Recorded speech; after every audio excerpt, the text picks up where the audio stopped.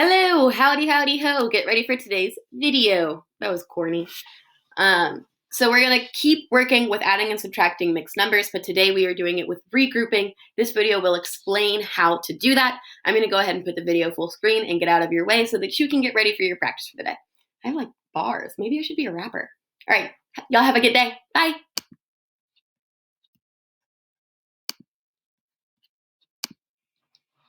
So today we are going to continue adding and subtracting mixed numbers. Yesterday we got some good practice, but today we're going to do something a little bit different. So I'm going to walk through this example with the problem that's on the screen. So right now what you're reading says 2 3/4 plus 1 4/5. I'm going to start this problem the exact same way. So I'm going to separate my whole numbers from my fractions. So I'm going to rewrite this and I'm going to say 2 plus 3/4 plus 1 plus 4/5. Now that I've separated everything, I'm going to add my whole numbers together. So I have 2 plus 1. 2 plus 1 is 3. And I still have 3/4. That doesn't look like a 3. I still have 3/4 plus 4/5. Now that I have everything separated, I need to take my two fractions and I need to change them so that I can add them together. If I want to add fractions together, I know that they need to have a common denominator. 4 and 5 aren't common denominators, so I need to find the least common multiple for 4 and 5. So I'm going to go over to a new page, and I'm going to find the least common multiple for 4 and 5. I know their fractions are 3/4 and 4/5, so I need to find the least common multiple for 3/4 and for 4/5. I know that 4 and 5 both go into 20, so I might try to make equivalent fractions with 20 as my new denominator. So I'm going to have 20 on the bottom of both of those. So if I want to get from 4 to 20, I know that 4 goes into 20 5 times. So I'm going to multiply by 5 on both the top and the bottom. So that means that 3/4 is the same thing, or is equivalent to 15 over 20. Now, how many times does 5 go into 20? I know that 5 goes into 20 4 times. So I'm going to multiply by 4 on the bottom, which means I need to multiply by 4 on the top.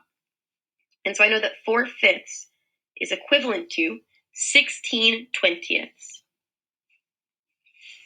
Now that I have those two fractions, I can go back to my work on this page, and I can replace my fractions with their equivalent fractions. So we decided that 3/4 was equal to 15 over 20. And we decided that 4/5 was equal to 16 over 20. So now I've got everything that I need to add together. So I'm still going to have this 3 right here. And then I have 15/20 plus 16/20. So I need to do 15 plus 16. I know that 15 plus 16 is 31 over 20. Ooh, I'm really struggling with the writing today, guys. So I have 3 plus 31 over 20. And this is where this problem starts to look a little different from the problems that we did yesterday. I can't leave this improper fraction, 31 over 20, like that, and say that my answer is finished. So I still have this 3, but instead of 31 over 20, I need to change 31 over 20 into a proper fraction or a mixed number. So I need to see how many times 20 goes into 31. I know that 20 times 2 is 40, so it's not going to go in 2 whole times. So instead, I know that it goes in once. So I know that 20 goes into 31 once. So I have 1 whole in 31 over 20.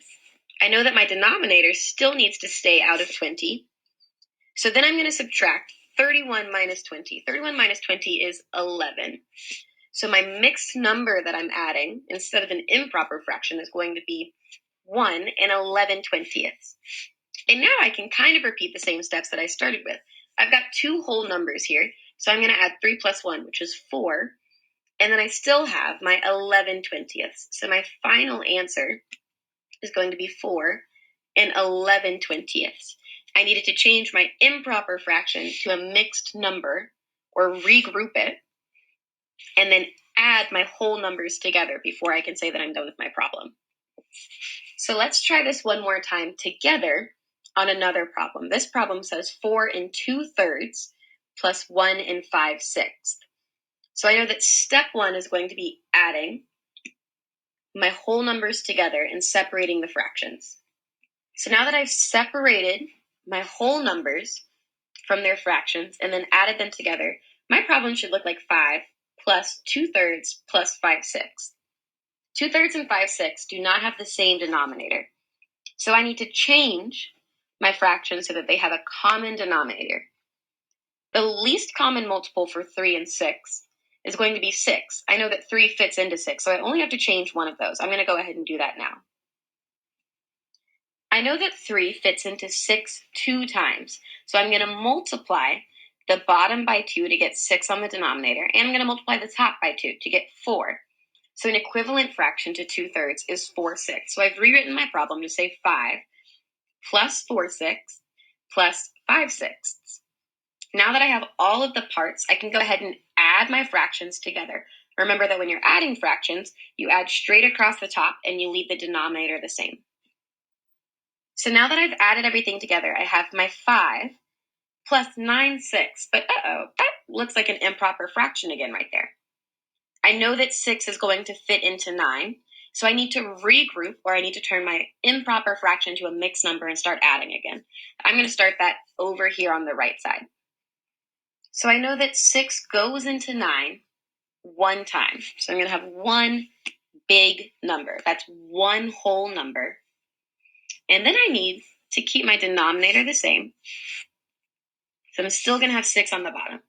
I know that 6 of the pieces of my numerator went into this big 1 over here, which means that I'm going to subtract 6 from 9. 9 minus 6 is 3. So I know that the mixed number version of 9/6 is 1 and 3/6. So now I'm going to add those numbers together. I have 5 plus 1 and 3/6. I'm still adding my whole numbers together. So that is 6 and 3/6.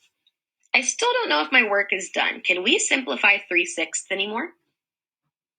I think we can. Both of those numbers are divisible by 3. So that means that I'm going to simplify it by dividing both the top and the bottom by 3, the numerator and the denominator by 3, to get 6 1/2.